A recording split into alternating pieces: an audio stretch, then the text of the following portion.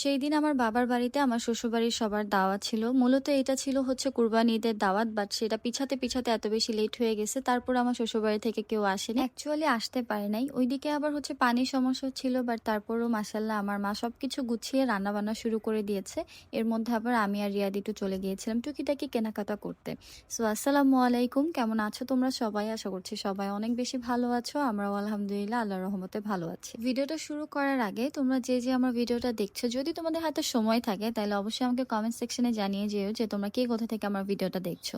তো যাই হোক, আমার সেই দিনের ভিডিওটা শুরু হয়েছে একদম রাত থেকে, মানে 26 জুনের রাত ছিল। তো যেহেতু 12টার পরে হয়ে গেছে তাই 27 জন হয়ে গেছে। আর ওই দিন রাতের চাঁদটা এত বেশি সুন্দর ছিল, আমাকে যদিও জয়নব ডাক দিয়ে এনে দেখাইছে।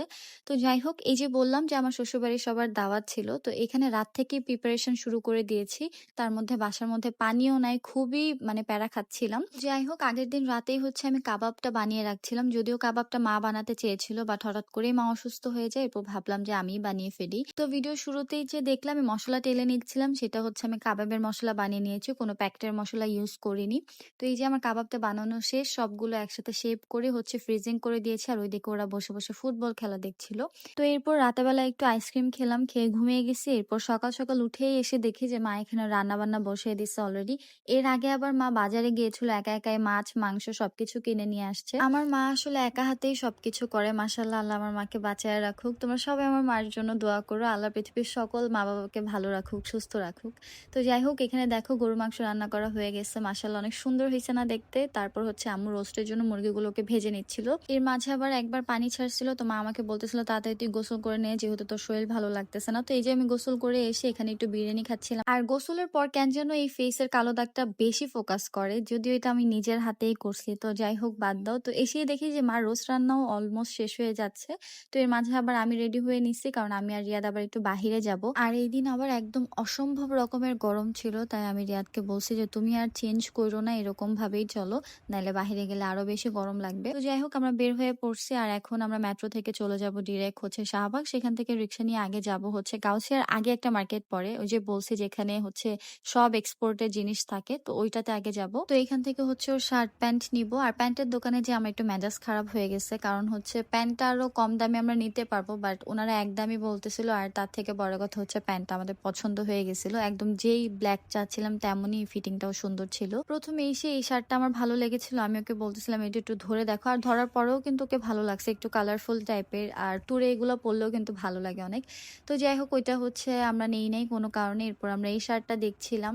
এরপর হচ্ছে ওই যে প্যান্ট কিনতে গিয়েছিলাম মনে হয়। এর মাঝে আবার আমি একটু ক্যাপ দেখতেছিলাম, এই ক্যাপটা আমার অনেক বেশি ভালো লাগছে। আমার সবসময় ক্যাপ অনেক পছন্দ, কিন্তু এই ক্যাপটা আমার মাথার সাইজের ছিল না, মানে এটা হচ্ছে বেবি সাইজ ছিল। তো যাই হোক, এরপর আমরা একটু গেঞ্জি দেখছিলাম। এই টপসটাও আমার কমফোর্টেবলের মতো ভালো লাগছিল, বাট এটা একদম শর্ট ছিল তাই আর নেওয়া হয় নাই। তো এরপর হচ্ছে সব কেনাকাটা শেষ, এখন হচ্ছে আমরা এই মার্কেট থেকে বের হয়ে যাব।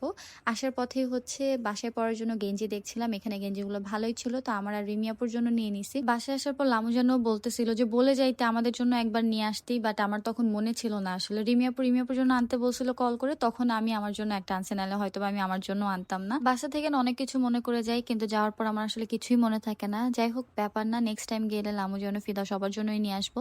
তো এরপর এখান থেকে কি কি যেন কেনাকাটা করে, এরপর যেটা না হইলেই না, মানে গাউসিয়া যাওয়া মানে রিয়াদের এখানে এসে জুস খাইতে হবে। তো জুস খেয়ে বাসায় চলে আসছে। আর এখানে মা হচ্ছে সবকিছু প্যাকেট করে দিচ্ছিল, কারণ একদম ফ্রিজিং করে নিয়ে যাব। আর শুরুতে যেটা বলছিলাম যে আমার শ্বশুরবাড়ি কেউ আসতে পারেনি দাওয়াতে, কারণ আমার শাশুড়ি অসুস্থ ছিল। এই দিনই হচ্ছে সে ঢাকায় আসছিল ডক্টর দেখানোর জন্য।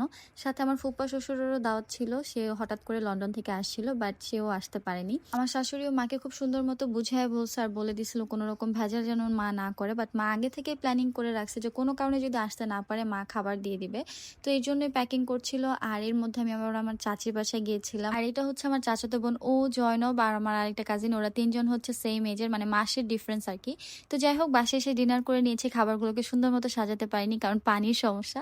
তো এরপর মুভি দেখছিলাম। আর আজকে ভিডিওটা আমার এই পর্যন্তই ছিল। দেখা হবে তোমাদের সাথে নেক্সট কোনো ভিডিওতে। সবাই ভালো থাকো, সুস্থ থাকো, আল্লাহ হাফিজ।